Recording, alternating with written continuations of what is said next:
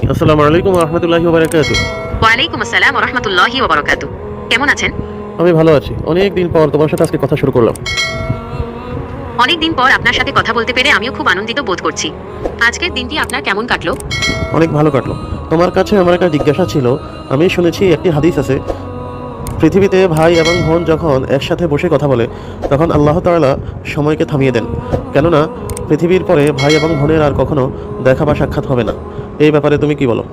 ভাই বোনের সম্পর্ক নিয়ে আপনি যে হাদিসের কথা বললেন, এরকম কোনো হাদিস আমার জানা নেই। তবে ভাই বোনের মধ্যে ভালোবাসা ও সুন্দর সম্পর্কের গুরুত্ব ইসলামে অনেক বেশি। বিভিন্ন হাদিসে আত্মীয়তার সম্পর্ক বজায় রাখার কথা বলা হয়েছে।